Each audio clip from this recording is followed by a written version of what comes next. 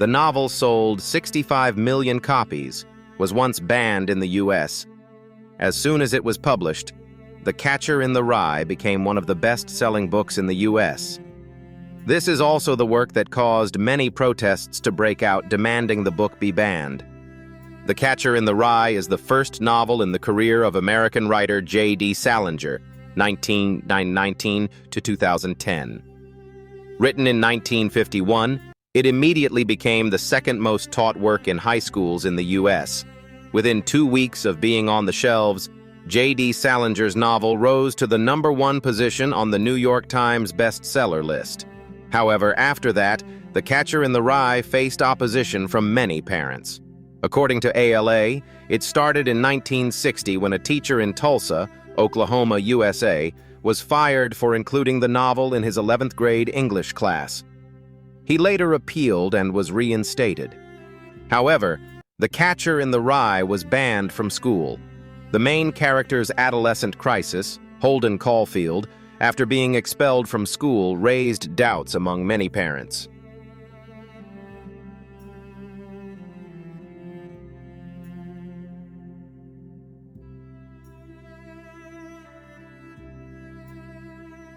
Printed. In 1976, a group of lawyers in Oklahoma protested against the sale of The Catcher in the Rye. Dozens of people gathered in the streets and surrounded the courthouse, demanding that publishing units stop publishing the book. Under strong pressure from public opinion, the U.S. publishing industry had to give in. Holden, an 18-year-old college student, had just been expelled from Pensy Preparatory School in Agerstown, Pennsylvania, for failing 4 out of 5 subjects. If there was a chase in a book, it would probably be the rambling, confused thoughts that ran through Holden's head after he learned he was expelled. He left school, went to New York City, but didn't dare go home before the end of the school year. Holden didn't like anything, hated everything. Talk. It was Saturday against Saxon Hall. The Saxon Hall game was known to be the most exciting in Pensy. It was the last game of the school year, and you had to kill yourself or something if Pensy didn't win. I remember that at about 3:00 p.m. that day, I was standing all the way up on Thompson Hill, right next to a plague war. From there, you could see the entire field, see the two teams battling it out all over. You couldn't see the audience very well, but you could hear them roaring for a long time on Pensy's side, because the whole school, except me, was there, languidly and disjointed on Saxon Hall's side, because the other team rarely brought a lot of people. There were never many girls at the football games. Only the upperclassmen were allowed to bring girls. It was a weird school, any way you looked at it. I wanted to be somewhere where you could at least see a few girls around now and then, even if you just saw them scratching their arms or blowing their noses or giggling or whatever.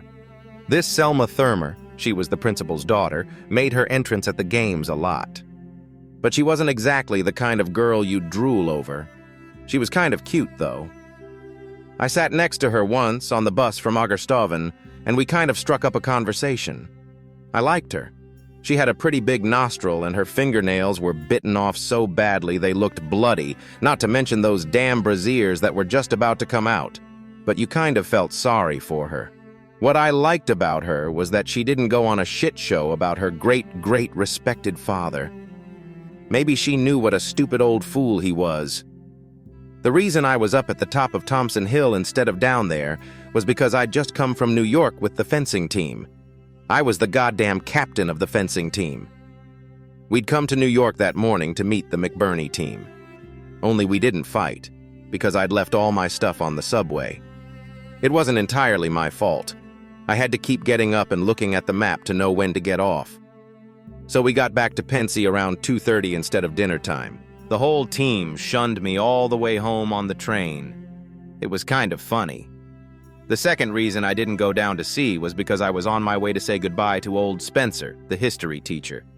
He had the flu, and I didn't think I'd see him again until Christmas. He wrote me a note saying he wanted to see me before I went home. He knew I wasn't going back to Pensy. I forgot to tell you about that. I was expelled. I wasn't allowed back after Christmas because I failed 4 subjects and didn't study hard. They warned me a lot about paying attention, especially around exam time, semester, when my parents went to talk to old Thermer. But I didn't, so I got kicked out. They kicked out boys at Pensy pretty often. Pensy used to be a good school, and it was December, and it was bitterly cold, especially up there on that damn hill. I was only wearing a short warm coat and no gloves. Last week someone had stolen my camel hair coat from my room with my fur-padded gloves in the pocket. Pensy's full of thieves. A lot of them come from rich families, but there's a lot of thieves too. The more expensive a school is, the more thieves there are. I'm not joking. I was standing next to that stupid cannon looking down at the game, shaking my ass as I was talking. Only I didn't watch the game very much. The reason I hang around is to try to imagine a certain feeling of saying goodbye. I mean, I've said goodbye to schools and places without even knowing I'm saying goodbye. I hate that. I don't care if it's a sad goodbye or a bad goodbye. But when I say goodbye to a place, I like to know I'm saying goodbye. If you don't know, you feel even worse. Luckily for me. Suddenly, I think of something that will help me know I'm leaving. I suddenly remember one time around October, Robert Titchener and Paul Campbell were kicking a ball around in front of the school building. They were all nice guys, especially Titchener. It was before lunch and it was getting dark, but we were playing soccer anyway. It got so dark that we couldn't see the ball anymore, but we wouldn't stop. Finally, we had to. The biology teacher, Mr. Zambezi, stuck his head out of the study window and told us to go back to our dormitories and get ready for dinner. If I remember things like that, I can feel the goodbyes when I need to feel them. At least sometimes. When I felt them, I turned and ran all the way down the hill to Mr. Spencer's house. He wasn't in the school. He was on Anthony Wayne Street. I ran all the way to the main gate and stood there for a while to catch my breath. I was really tired, to tell you the truth. I smoked a lot.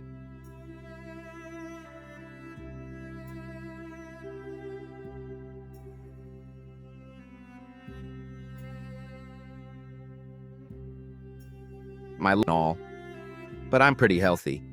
And talking about it, when I stopped to catch my breath, I ran across to 2 and 4. The road was so icy and slippery, I almost fell over. I don't know why I ran like that. Maybe I just liked running. After I got across the street, I felt as if I were disappearing. It was afternoon, that strange, cold, sunless afternoon where you feel like you're disappearing every time you cross the street. Oh, God. I rang the doorbell repeatedly when I got to the old man's house. I was freezing all over. My ears hurt like hell and I couldn't move my fingers. "Quick, quick!" I said loudly. "Someone open the door!" Finally, old Mrs. Spencer opened the door. They had no servants and always opened the gate themselves. They didn't have much money either. "Holden," Mrs. Spencer said.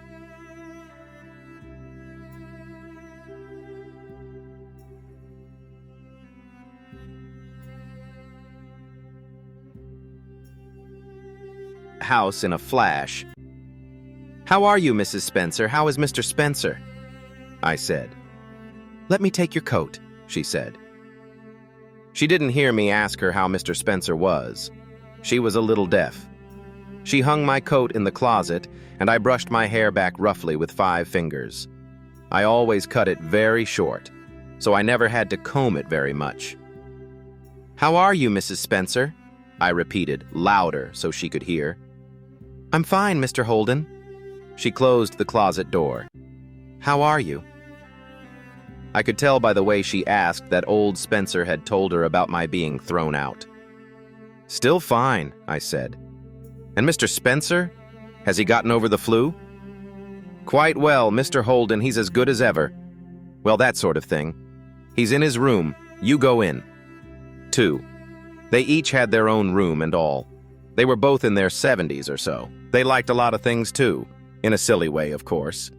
I know that's a lie, but I don't mean to lie. All I mean is that I used to think about old Spencer a lot, and if you think about him too much, you'd wonder what he was even living for. I mean, He was so decrepit, so broken, and he had such a terrible posture. Whenever he dropped a piece of chalk in class, someone in the front row always had to pick it up and hand it to me. Oh, him. I think it was awful. But if you think of him just right, not too much, you might think he wasn't so bad. For instance, one Sunday when a few other guys and I went to his house for hot chocolate, he showed us this old Navajo blanket he and Mrs. Spencer had bought from some Indian in Yellowstone Park. You could tell he was thrilled with it. That's what I meant. You'd think somebody, Mr. Spencer, was a bloody old man, and yet they were thrilled with an old blanket. The old man's door was open, but I knocked anyway, just to be polite and all. I could see where he was sitting. He was sitting in a leather chair, wrapped up in that blanket I told you about. He looked at me when I knocked. He yelled, "Who's there?" "Caulfield. Come in." He was always shouting outside of class. It drove you crazy sometimes. As soon as I walked in, I was half sorry I had come. He was reading the Atlantic Monthly, and there were pills and potions everywhere, all smelling of medicine. It was a pretty depressing sight. I don't like sick people, to tell you the truth. What's worse, old Spencer always wore the same ragged old bathing suit he'd been wearing since birth. I don't like seeing old men in pajamas and bathing suits all day. Those old, wrinkled chests that stick out. And thighs. Especially the thighs of old men at the beach and elsewhere, always white and hairless. "Hello, sir," I said. "I got your note." "Thanks." He wrote me a note telling me to stop by before the holidays, because I wasn't coming back. You shouldn't have written that. I was going to say hello. "Sit there, sir," Mr. Spencer said. He meant me to sit on the bed. Saturday, how's your flu, sir?" "Oh, if I felt any better I'd have to call a doctor." That amused him. He started laughing like a madman. Then he sat up straight and said, "Why don't you come down to the game?" I thought it was a big one. It was a big one, I was there. "But I just got back from New York with the fencing team," I said. "Oh, my," the old man's bed was as hard as a rock. He began to get as serious as a funeral. I knew it. "Are you going to leave?" he said. "Yes, sir. I think so." He started nodding his stumpy neck. You never saw a man nod his head as much as old Spencer in all your life. You never knew whether he nodded because he was thinking or just because he was a little senile. "What did the headmaster say to you, Caulfield?" "I suppose you spoke to him a little?" "Yes, that's right. We did. I was in his office for about 2 hours." "What did he say to you?" "Oh. About how life is a gamble and all, and how you have to play by the rules of the game. He was quite nice. I mean, he didn't get mad or anything.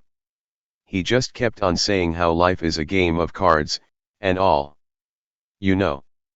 "Yes, life is a game of cards, Mr. Caulfield. Life is a game of cards that you have to play by the rules." "Yes, sir. I know. I know. A game, nonsense. It depends. If you're on the side of the lucky ones, then life is a game. I'll admit it. But if you're on the other side, the side where no one's lucky, what's the game? No game at all. No way." "Has the headmaster written to your parents?" asked old Spencer. "He said he'd write to my parents on Monday." "And have you told them?" "No, sir, I haven't, because I'll probably see them next Wednesday night, when I get home." "And what do you think your parents will be like when they hear the news?" "Oh. They'll be a little mad. That's for sure. This is the 4th school I've changed schools." I shake my head. I shake my head a lot. "Oh, God," I say. I also cry a lot, partly because I use a lot of bad language and partly because I sometimes act a little too young for my age. I was 16 then, Now I'm 17, but sometimes I act like I'm about 13. Which is ironic, because I'm almost 6 feet 9 inches tall and have gray hair. I mean it. I have a lot of gray hair on one side of my head, the right side. I've had it since I was a kid. But I still act like I'm 12 sometimes. Everyone says so, especially my father. It's partly true, but not entirely true. People always think everything is completely right. I don't give a damn, except when they occasionally bore me with the idea of acting my age. Sometimes I act a lot older than I am, I really do, but people don't notice. People never notice that nothing. Old man Spencer began nodding again. He also began to pick his nose. He pretended he was only touching his nose, but in fact he was putting his big thumb in the ash. I'm sure he thought it was all right, since I was the only one in the room. I wouldn't have minded, except that I hate to see people picking noses. Then he said, I had the pleasure of meeting your parents when they were talking to Mr. Thurmer a few weeks ago. They were very nice people. Yes, they were. They were very nice people. Nice people. That's a word I hate. Pretentious. It makes me want to vomit every time I hear it. Suddenly old Spencer looked as if he had something very interesting, something very new to tell me. He sat up and turned a little. But it was nothing, I was mistaken. He just picked up the Atlantic Monthly from his lap and tried to throw it on the bed beside me. He missed. The bed was only 2 feet away, but he missed just as well. I got up and picked it up to put on the bed. Suddenly I wanted to get out of the room more than anything. I could feel that I was about to hear a terrible sermon.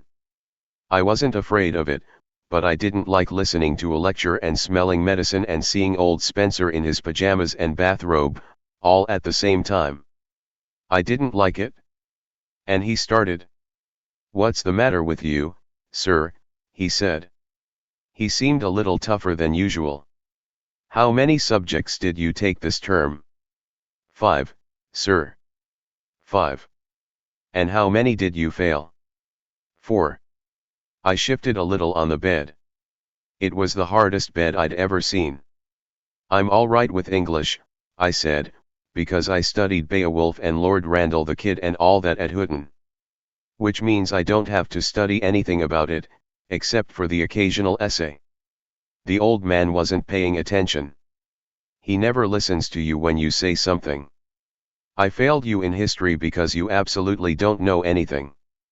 "I understand, sir." "Oh, I understand that. You can't help it?" "Absolutely nothing," he said again. That was something that made me mad. Saying something twice after you'd admitted it the first time. Then saying it 3 times, absolutely nothing. I don't believe you even opened the book once during the whole course. Did you? Tell me the truth, man. "I looked through it a couple of times," I said. I didn't want to offend him. He was crazy about history. "Did you look through it?" he said, very spitefully. "What? Oh, my God, your exam paper is over there on my wardrobe. It's on top of the pile. Bring it here." It was a dirty trick, but I went and got it back for him. I couldn't do anything else. Then I sat down on his cement bed again. God, you can't imagine how much I regretted stopping by to say goodbye. He started holding my exam paper up to his eyebrows. "We're studying the Egyptians from November 4th to December 2nd. You chose this topic for your optional paper. Would you like to hear what I wrote?" "Not really, sir," I said. But he kept reading. You can't stop a teacher when he wants to do something. He's free to do it. The Egyptians were an ancient Caucasian race that lived in North Africa.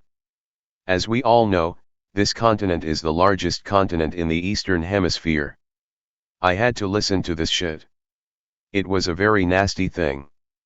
We are very interested in the Egyptians today for many reasons. Modern science still wants to know what secret substances the Egyptians used when they wrapped corpses so that their faces would not rot for centuries. This very interesting puzzle is still a great challenge to modern science in the 20th century. The old man stopped reading and put my exam down. I was starting to hate him a little. Your paper, let's call it that, your paper ends there. He spoke in a very sarcastic tone. You wouldn't expect an old man like that to be sarcastic. However, you wrote me a few lines at the bottom of the page, he said. I know I did, I said. I spoke quickly because I wanted to stop him before he started reading it out loud. But you never stop him. He was as hot as a firework. My dear Mr. Spencer, he read aloud, that's all I know about the Egyptians. I can't pay much attention to them, though your lectures are very good. I don't mind if you fail me, because I fail everything except English. Yours sincerely, Holden Caulfield. He put down my damn paper and looked at me as if he had just beaten me in a game of table tennis or something. I don't think I could ever forgive him for reading it out loud to me. I wouldn't have had the heart to read it to him if he had written it, I certainly wouldn't have. In the first place, I wrote that damned thing just to keep him from feeling too guilty about failing me. Do you blame me for fail you or not, Mr. Oh, sir, no. Absolutely not, I said. Oh, why doesn't he stop calling me Mr.? After reading, he threw my exam paper across the bed. But he missed, of course. I had to get up and put it on top of the Atlantic Monthly. It was so boring, doing this every 2 minutes. If you were in my position, what would you do, he said. Tell me the truth, Mr. Well, you can see the old man was pretty sorry he'd failed me. So I had to blather on for a while. I told him what a fool I was, how I'd do the same thing if I were in his shoes, how most students don't understand the hardships of being a teacher. Stuff like that. Classic cliches. The funny thing, though, was that I was thinking about something else while I was blathering. I live in New York, and I was thinking about the lake in Central Park, near South Park. I was wondering if it was going to freeze when I got home, and if so, where the ducks were. I was wondering where the ducks would go when the lake froze over. I was wondering if some guy with a truck would take them to a zoo or something. Or would they just fly away? I was lucky. I could blather on to old Spencer and think about those ducks at the same time. For a moment. Funny. You don't have to think much when you're talking to a teacher. But suddenly he interrupted me while I was singing. He always interrupts. How do you feel about all that, sir? I'd like to know, very much. You mean about me being expelled and all? I said. I wished he'd cover his chest a little. It wasn't pretty. If I'm not mistaken, I imagine you had a pretty hard time at Houghton and Elkton Hills. He said it, not only sarcastically but almost obnoxiously. I didn't have a hard time at Elkton Hills, I said. I wasn't expelled or anything. I just dropped out, sort of. Why? May I know? Why? Oh. It's a long story, sir. It's a bit complicated. I don't want to go into the whole thing with him. And he wouldn't understand. It wasn't in his league. One of the biggest reasons I left Elkton Hills was because, well, I was surrounded by posers. That's the reason. The old principal, Mr. Haas, for instance, was the biggest poser I ever met in my life. 10 times as poser as old Thermer. On Sundays, for instance, old Haas would shake hands with every kid's parent as they drove up to school. He was as sweet as honey. Unless you had country, dumb parents. You should have seen the way he treated my roommates' parents. Which meant if a kid's mother was a little too fat or too plain, or if a kid's father was wearing a suit with big shoulders and shabby, country shoes, old Haas would just shake hands and smile a big poser smile and go talk to another kid's parents for half an hour. I can't stand that sort of thing. It irritates me. It bores me to death. I hate that Elkton Hills plague school. Old Spencer asked me something then, but I wasn't listening. I was thinking about old Haas. What, sir? I said. Are you worried in any particular way about leaving Pensy? Oh yes. I suppose. But not much. Not much, anyway. I guess it hasn't sunk in yet. It takes a little while to sunk in, like anything. All I'm thinking about is going home on Wednesday. I'm such a fool. You absolutely don't care about your future, old man. Oh, I do. Of course I do. I thought about it for a moment. But not very much, I suppose. Probably not very much. You will, the old man said, when it's too late. I didn't like to hear him say that. It made me feel as if I were dead. It was very boring. I suppose I will, I said. I want to put some sense into your head, old man. I'm trying to help you. I'm trying to help you if I can. He was trying, too. You can see that. But it was just that we were so far apart. I know you're trying, I said. Thank you very much, sir, I really am. Thank you very much. I really am. Then I got up from the bed. Oh, hell, I couldn't have sat there for another 10 minutes. The only thing is, I've got to go now. I've got some stuff in the gym and I've got to get it. Really? He looked up at me and nodded again, his face very serious. I suddenly felt very sorry for the old man. But I couldn't stay there any longer, what with the difference between us, and the way he kept missing every time he threw something onto the bed, and the way he was wearing that pitiful bathing suit with his chest exposed, and the smell of medicine that was everywhere like so. I said, "Oh, don't worry about me. I'm serious. I'm fine. I'm just going through a bit of a rough patch. Everybody goes through these phases, don't they? I don't know, man. I don't know. I hate it when people say that." "Sure, they all go through these phases," I said. "I'm serious, man. Don't worry about me," I said, putting my hand on his shoulder. "You," I said. "Would you like a cup of hot chocolate before you go?" "Mrs. Spencer will. Oh, I'd love to. But I've got to go. I'm going to the gym." "Thank you, man. Thank you very much." And we shook hands and all. I was dead bored anyway. "I'll write you a few lines. Come on, get some medicine and get well soon. Have a safe trip, man." After I'd shut the door and gone into the living room, he yelled something along, but I couldn't hear it.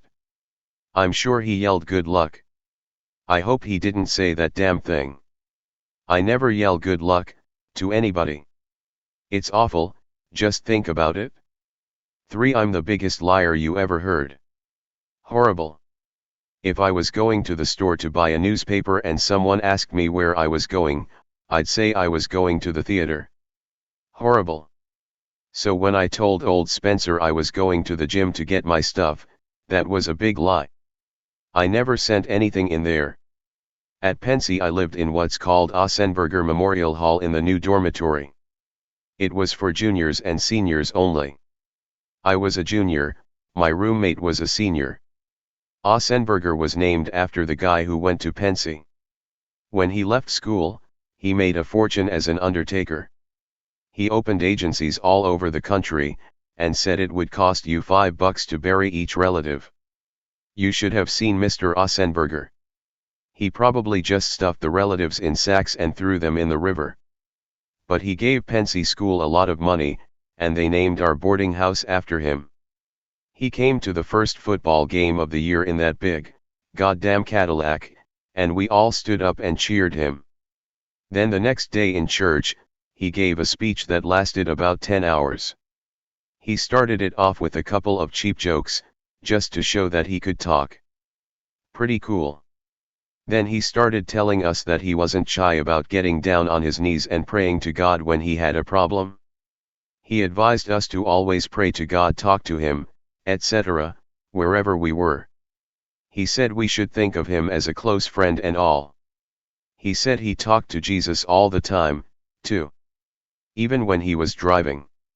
I was dead.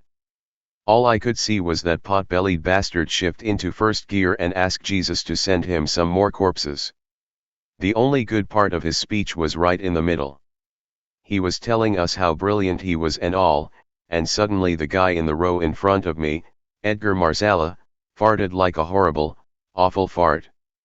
It was a very rude thing to do, in a church and all, but it was very entertaining. That little bastard Marsala. He almost blew the roof off. Nobody laughed, and old Ossenberger pretended he didn't hear anything, but old Thermer, the principal, sat right next to him on the platform, so you could bet he did. Man, he was pissed. He didn't say anything then, but the next night he made us all study in the auditorium, and he came and gave a speech. He said that any boy who made trouble in church wasn't fit to go to Pensy. We kept hoping Marsala would fart again, right while old Thermer was speaking, but he wasn't ready to. Well, that's where I lived in Pensy. Ossenberger Memorial House, in the new building. It was nice to go back to my room after I said goodbye to Mr. Spencer, because everyone was down to the game, and the heater was on. It was a little cozy. I took off my coat and tie, unbuttoned my collar, and put on the hat I'd bought in New York that morning. It was a red hunting hat with a very long visor. I'd seen it in the window of the sporting goods department when we got off the subway, right after I'd remembered I'd lost my sword and all. It had only one shoulder. The way I wore it was with the visor pulled back ugly, I admit, but I liked it. I looked smart that way. I took the book I'd been reading and sat in my chair. There were 2 chairs in each room. I used one and my roommate, Ward Stradlater, used the other. The arms were badly misshapen, because everyone liked to sit on them, but the chairs were comfortable. The book I was reading was I got the wrong book from the library. They gave me another book by mistake and I didn't notice it until I got to my room. They gave me Isaac Dinneson's Leaving Africa. At first I thought it was rotten, but it wasn't. It was pretty good. I'm really stupid, but I read a lot. My favorite authors are my brother, D.B., and then Ring Lardner. He gave me a Ring Lardner book for my birthday, just before I went to Pensy. It had some really funny, witty plays in it, and there was this short story about a traffic cop who was crazy about this crazy girl who was always speeding. Only he had a wife, the cop, so he couldn't marry her or anything. And then she died because she was always speeding. That killed me. I like a book that's at least occasionally funny. I read a lot of classics, The Distant Sun and all, I like them. I read a lot of war books and mysteries and all, but I'm not really into them. The book that really gets me is the one that, after you've read it, you wish the author was a great friend and you could call him up anytime. But that doesn't happen very often. I could probably call Isaac Dinneson. And Ring Lardner, only DB says he's dead. You might want to take S. Mom's Human Bond. I read it last summer. It's a good book, but I wouldn't say S. Mom. I don't know why. He's not the guy I want to say, that's all. I'd rather say old Thomas Hardy. I like Eustacia Vi. And I put on my new hat and sat down to read Out of Africa. I had finished reading, but I wanted to reread some of it. However, I had only read about 3 pages when I heard someone run out of the bathroom. I didn't have to look up to know who it was. It was Robert Ackley, the boy who lived next door to me. In our building, we had a bathroom in between every 2 rooms, and Ackley ran to me about 85 times a day. He was probably the only one in the whole dorm who didn't come down to watch football. Besides, he never went anywhere. He was a very strange boy. He was a 4th-year student, and he'd been at Pensy all 4 years, but no one called him anything but Ackley. Even Herb Gale, his roommate, didn't call him Bob or at least acknowledge. If he ever got married, his wife would probably call him Ackley. He was a tall, round-shouldered guy, about 6 feet 3 inches tall, with terrible teeth. In all the time he lived next door to me, I never saw him brush his teeth. His teeth were always awfully moldy, and it would make you sick to see him in the dining room chewing on a mouthful of mashed potatoes or beans or something. Also, he had a lot of pimples. Not just on his forehead or chin like most guys, but all over his face. And on top of that, he had a terrible temper. He was a little bit of a jerk, too. I didn't like him much, to tell you the truth. I could feel him standing there in the bathroom doorway behind my chair, looking around for Stradlater. He hated Stradlater and never came into the room if Stradlater was there. He hated everyone, I guess. He stepped out of the bathroom doorway and went into the room. "Ah," he said. He always said it like he was really tired and bored. He didn't want you to think he was coming to see you or anything. He wants you to think he's in because he's wrong, for heaven's sake. "Ah," I said, but I kept my head down. With a guy like Ackley, if you look up, you're screwed. You're in trouble anyway, but not nearly as bad as if you'd looked up right away. He started walking around the room, very slowly, his way, picking up your things to look at. He was always picking up your things to look at. God, it drives you crazy sometimes. "How was fencing?" he asked. He just wanted me to stop reading and not rest. He didn't care about swords and axes. "How did we win?" he said. "Nobody won," I said. Still not looking up. "What?" he asked. "He always made you say everything twice." "Nobody won," I said. I peeked out to see what he was doing on the dresser. He was looking at a picture of the girl I used to hang around with in New York, Sally Hayes. He's looked at that damned picture at least 5,000 times since I got it. He always puts it in the wrong place when he's finished. He does it on purpose. You bet. Nobody wins. How could that be? I forgot all about the money and stuff on the subway. I still didn't look up at him. On the subway? For God's sake. You mean you lost everything? We took the wrong train. I had to stand looking at the plague map on the wall the whole time. He came and stood in front of me. "Hey," I said. "I've read that same sentence 20 times since you go in there." Everyone knew what that meant, except that damned Ackley. He didn't. "Do you think they'll make you pay?" he said. "I don't know. I don't care. Why don't you sit down, little Ackley? You're blocking my way, damn it." He hated it when his friends called him little Ackley. He always called me a little brat, because I was 16 and he was 18.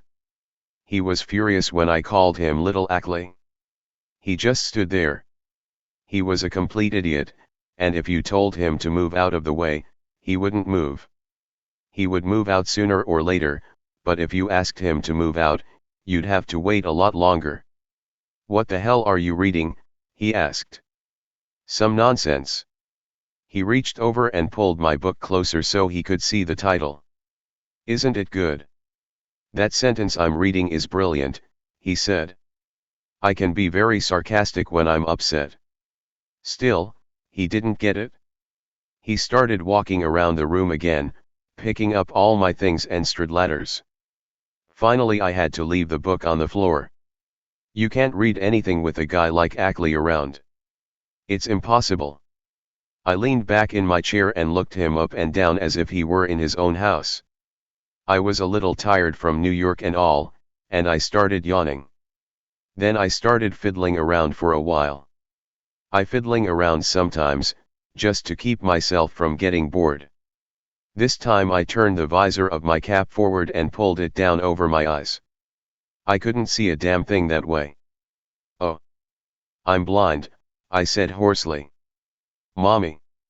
It's so dark." "Oh, you're crazy," Ackley said. "Mommy.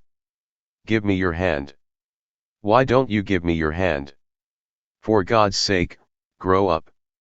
I started groping in front of me, like a blind man, but I didn't stand up or anything. I kept saying, "Mommy, why don't you give me your hand?" I was just playing with it for fun. It's fun to play with that sometimes. Besides, I knew it made Ackley mad. He always brought out the snot in me. I loved to annoy him. But finally I stopped. I put my cap back all the way back, and stretched out. "Who's this is?" Ackley asked. He was holding Stradlatter's knee pads up to show me. That Ackley guy holds everything. He holds his friends' loincloths and whatever. I told him they were Stradlatter's. So he threw them on Stradlatter's bed. He got them out of Stradlatter's closet, so he threw them on the bed. He sat on the arm of Stradlatter's chair again. He never sat in the chair. Always on the arm. "Where the hell did you get that hat?" "New York." "How much?" "1. "You bought it?" He started picking at his damn fingernails with a match. He was always picking at his fingernails. It was funny. His teeth were covered in moss all his life, and his ears were filthy as hell, but he was always picking at his fingernails. I'm sure he thought it made him look like a very smooth guy. As he picked at his fingernails, he looked at my hat again. "We wear that hat at home to go deer hunting, for God's sake," he said. "It's a deer hunting hat." "Of course it is." I took it off and looked at it for a moment. I squinted one eye to see as if I were aiming. "It's a men hunting hat," I said. "I wear it to shoot men." "Do your parents know you're fired?" "No." "And where the hell is Stradlatter?" "Down at the soccer field, he's with his girlfriend." I yawned. The room was fucking hot. It makes you sleepy. If you're not freezing at Pensy, you're hot to death. "That's a lucky guy," Ackley said. "Hey, can I borrow your scissors for a minute?" "Do you have them?" "No, I put them all in the trunk. They're all on top of the cupboard." "Let me borrow some." "Will you?" "I've got a nail I want to cut." He doesn't care if you packed it or not, and he doesn't care if you left it on top of the cupboard. But I got it down for him in the end. I almost got killed, too. When I opened the cupboard door, Stradlatter's tennis racket, plywood and all fell right on the top of my head. It made a loud clang and my head hurt like hell. But Ackley was so happy. He started laughing. He kept laughing all the time I took the cupboard down and lent him the scissors. The sight of someone getting their head smashed by a rock or something made Ackley laugh like crazy. "God, you have a good sense of humor, Ackley," I said. "You know that." I handed him the scissors. "I'll sponsor you. I'll get you on the radio." I sat back down in the chair and he started cutting his damn nails. I said, "Try using a table or something." "Cut your nails on the table, okay? I don't want to step on your nail chips when I walk around barefoot tonight." But he cut them anyway and left them on the floor. The bastard. "I mean it." "Who's Stradlatter's girlfriend?" he asked. He always asking who Stradlatter was with, even though he hated Stradlatter. "I don't know." "Why?" "It's all right." "God, I can't stand that scabby bastard. He's the scabby bastard, and I really can't stand him. He's crazy about you. He says you're awesome." I use the word awesome quite often when I'm joking around like that. It saves me from being bored or something. "That guy's always so uppity," Ackley said. "I can't stand that scabby bastard." Do you cut your nails on the table?" "I told you you had 50, that goddamn thing always puts on airs. I don't think that scabby bastard's any good. He thinks he's awesome. He thinks he's, Ackley. For heaven's sake. Will you cut your nails on the table for me? I told you 50 times." He started clipping his nails on the table, for a change. He always waited for you to yell at him before he did anything. I watched him for a while. Then I said, the reason you're mad at Stradlater is because he told you to brush your teeth once in a while. He didn't mean to insult you when he said that. He wasn't being nice, but he wasn't trying to insult you. He just meant that you'd look better and make people feel better if you brushed your teeth once in a while. I did. Don't say that to me. No, you didn't. I saw you, you didn't, I said. But I didn't say it in a nasty way. I could almost say I felt sorry for him. Which is to say it's not very polite, of course, to have someone say you didn't brush your teeth. Stradlater's all right. He's not so bad, I said. The trouble is you don't understand him. I still think he's a leper. He's a snobbish leper. He's snobbish, but there's something about him that's very generous. Really, I said. For instance, you see, let's say Stradlater's wearing a tie or something that you like. Let's say he's wearing a tie that you like. I'm just giving you an example. You know what he'd do? He'd probably take it off for you. I mean it. Or you know what he'd do? He'd leave it on your bed or something. But he'd give it to you. Most other guys would probably just go away. Ackley said. If I had as much coin as he does, I'd give it to you too. No, you wouldn't, I shook my head. No, you don't, Ackley. If you had his money, you'd be a god. You start calling me Ackley. God damn it. I'm old enough to be your father. No. You're not old enough. God, he could be so mean sometimes. He never missed a chance to remind you that you were 16 and he was 18. First of all, I'm not letting you into my goddamn family, I said. All right, you start calling me. Suddenly the door opened and Stradlater came running in. He was always in a hurry. Everything was so important. He came up to me and slapped me twice on the cheeks. Something that could sometimes upset my stomach. Hey, he said, are you going anywhere tonight? I don't know. Maybe. What the hell is it like outside? Is it snowing? His coat was covered with snow. Ugh. I say this. If you're not in a hurry, can I borrow your leather jacket? Who won? I asked. It's only halftime. We have to go, Stradlater said. Honestly, are you going to wear it tonight or not? I spilled stuff all over my gray sweatshirt. No, but I don't want you stretching it out with your big shoulders, I said. We were about the same height, but he weighed almost twice as much as I. He had very broad shoulders. I won't stretch it out. He hurried to the closet. How are you, Ackley? He spoke to Ackley. At least he was a friendly enough guy, Stradlater. In a fake friendly way, but at least he said hello to Ackley. Ackley just sort of grunted. He certainly never answered Stradlater, but he didn't have the nerve not to at least grunted in response. Then he said to me, I've got to go. In a minute. All right, I said. He never broke your heart too much when he said goodbye and went back to his room. Stradlater started taking off his coat and tie and all. I think I should shave my face a little, he said. He had a lot of beard. A lot. Where's your friend? I asked him. He's waiting in the living room. He came out of the room, towel under his arm and carrying his things. He wasn't wearing a shirt. He always went around shirtless like that because he thought he had a great body. And he did. I had to admit it. There was nothing special to do, so I went down to the washroom and chatted with him while he shaved.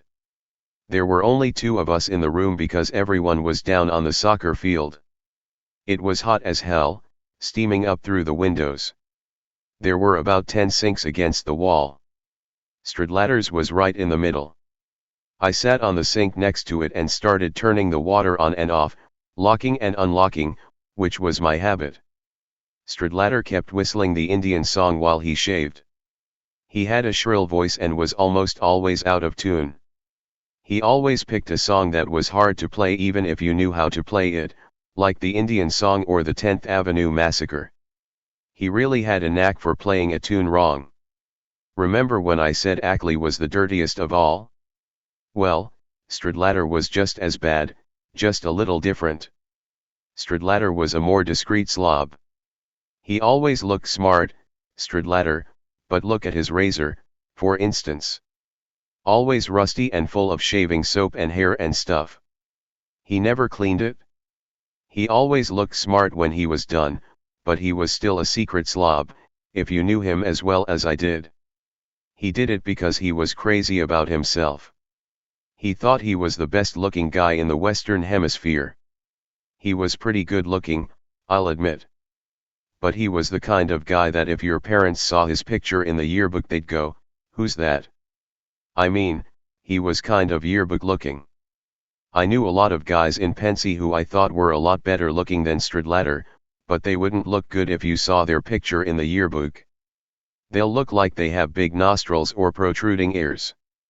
I've had that happen many times. As I'm talking, I'm sitting on the sink next to Stradlater shaving, turning the water on and off. I'm still wearing my hunting cap, visor turned back and all. I really like that cap. Hey. Stradlater says. Can you do me a favor? What? I say. Not very enthusiastically. He's always asking you to do him a favor. Well, if you're with a handsome guy or a guy who thinks he's really handsome, he'll ask you to do him a favor all the time. They're so infatuated with them that they think you're infatuated with them, and that you're just looking for a favor. It's funny. Are you going out tonight? He asks. Maybe I will. Maybe I won't. I don't know. Why? I've got about 100 pages of history to read on Monday, he says. Can you write me an English essay? I'm in trouble if I don't have it by Monday. That's why I asked you. Okay. That was ironic. It was a double-edged sword. Fuck. I'm being fired and you're asking me to write you a fucking essay, I said. Yeah, I know. The thing is, I'm in trouble if I don't turn it in. Just do me a favor, man. We're having an affair. Okay. I didn't answer him right away. It was best to keep the bastard on edge. What's it about? Anything. Anything descriptive. A room, or a house. Or something you lived in or whatever. He yawned when he said that. It made me so sad. The thought of someone yawning in the middle of asking a favor of a friend. Only don't write a great essay, he said. That Hartzell guy thinks you're a real smart English guy, and he knows I'm in the same room as you. So I mean, don't put your semicolons in the right places and all. That's another thing that makes me so sad. I mean, if you're a good essay guy and someone talks to you about commas like that. Stradlater always does. He wants you to think the only reason he's bad at essays is because he puts his commas in the wrong places. He's a little like Ackley in that way. I sat next to Ackley one time at a basketball game. We had a bad kid, Howie Coyle. He could put the ball in without even touching the backboard. Ackley kept saying all the time that Coyle had the perfect basketball physique. God, I fucking hated that.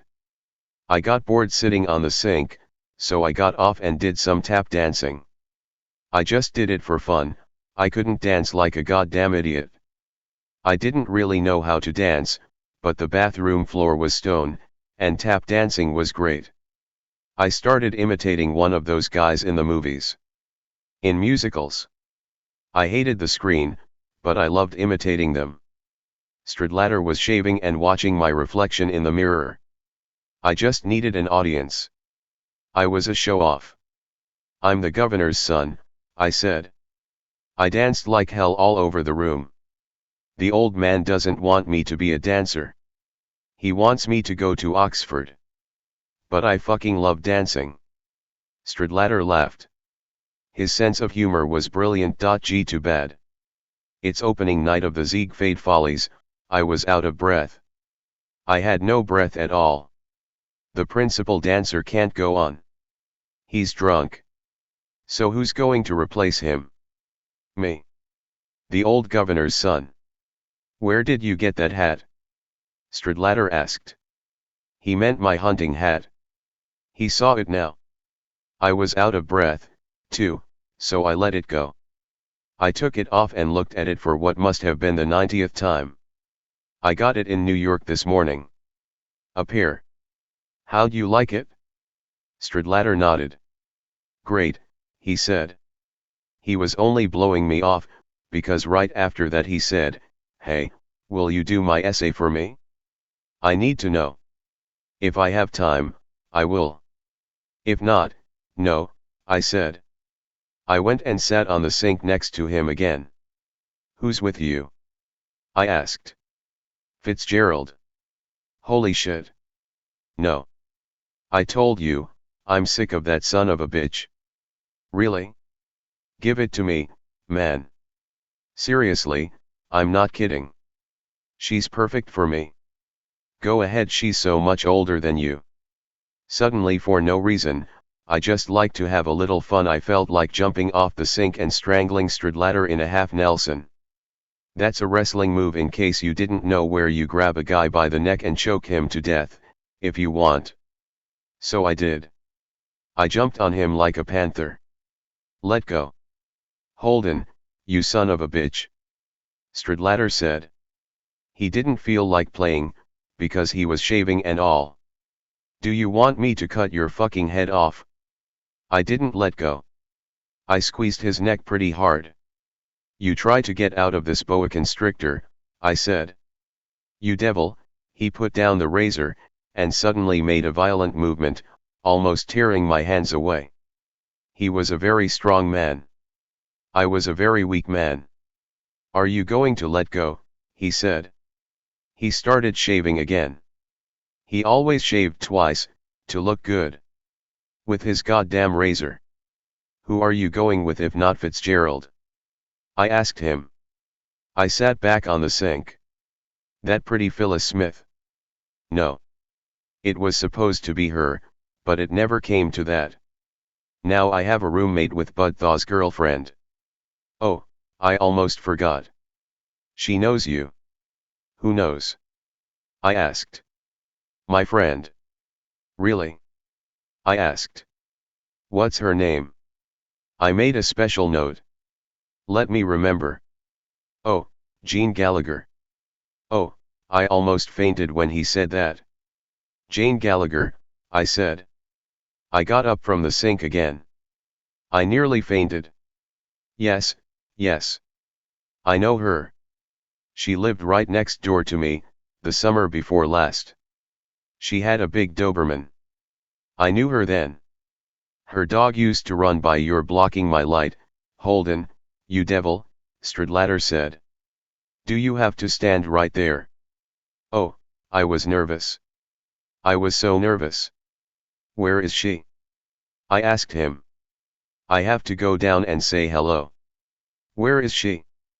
Down in the living room. Yeah. How could she mention me? Is she going to BM now? She said she might go there. She said she might go to Shipley too. I suppose she goes to Shipley. How could she mention me? I was so happy. I don't know, for God's sake. Are you up or not?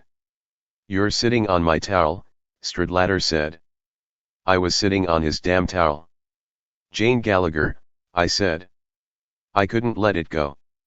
Oh, God. Stradlater was putting hair oil on. My oil. She's a pretty good dancer, I said. Ballet and all. She used to practice about 2 hours a day, even in the hottest season. She was always afraid of getting ugly big feet and all. I used to play chess with her all the time. What did you play with her all the time? Checkers. Holy cow. Checkers. Yeah. She never touched the back row of checkers. When she made a pawn into a checker, she just left it there. She left it in the back row. She lined it up in a nice line at the end of the row, and then she didn't use it. She just liked the way they were lined up at the very end. Stradlater said nothing. For most people, that wasn't very interesting. Her mother went to the same club as us, I said. I used to pick up balls sometimes, to earn some coins. I picked up a couple for her mother. She went around 170 yards, played 9 holes. Stradlater wasn't listening. He was messing with his slutty hair. I'm going down to say hi, I said. You go ahead. I'll be down in a minute. Her parents divorced. Her mother remarried a drunkard, I said. Skinny, hairy legs. I remember him. He wore shorts all year round. Jane said he wrote plays or something, but all I ever saw was him drinking all day and listening to all the shit on the radio, and running around the house naked. Even when Jane was home and all. Really? Stradlater said. That got his attention. The drunkard running around the house naked when Jane was there. Stradlater was a sexy fuck. She had a shitty childhood. I'm not kidding, that not to interest Stradlater. He just likes to hear dirty talk. Oh, Jane Gallagher. I couldn't get her out of my mind. Really? I should at least go down and say hello. Why don't you do it instead of standing there saying it? Stradlater said. I went and stood at the window, but I couldn't see anything out, the heat in the room blurred everything. I'm not in the mood now, I said, and I wasn't. You have to be in the mood to do these things. I thought she was going to Shipley. I was determined she was going to Shipley. I paced the bathroom for a while. I had nothing else to do. Did she enjoy the match? I asked. I guess she did. I don't know. Did she tell you we used to play chess together? Or something? I don't know, for heaven's sake, I've only just met her, Stradlater said. He had just brushed his shiny hair and tidied up his morbid makeup. You tell her I love her. Okay, Stradlater said, but I knew he probably didn't. You bet. The guy never tells anyone you love her. He went back to his room, but I hung around in the bathroom for a while, thinking about Jane. Then I went back too. Stradlater was tying his tie in front of the mirror when I came in. He'd spent half his life standing there looking at himself in the mirror. I sat down in the chair and watched him for a while. Hey, I said, don't tell her I'm fired, all right? Okay. That was one thing about Stradlater. You didn't have to explain all the cholera to him like you had to Ackley. I guess it was mostly because he didn't care. Ackley was different. Ackley was a curious bastard. He put on my coat. For God's sake, don't stretch my coat, I said. I only wore it twice. No. Where are my cigarettes? On the table. He never remembered where he put things. Under your earmuffs. He put them in his pocket, my pocket. Suddenly I pulled the visor of my cap forward just for a change. I wasn't suddenly hot-tempered and all. I was a pretty hot-tempered guy. Listen, where are you going with her? I asked him. Do you know where? No. To New York, if we have time. She signed the papers back to the dormitory at 9:30 p.m., for goodness sake. I didn't like the way he talked, so I said, the reason she did that is probably because she doesn't know what a handsome guy you are. If she knew, she'd probably sign the papers back at 9:30 tomorrow morning.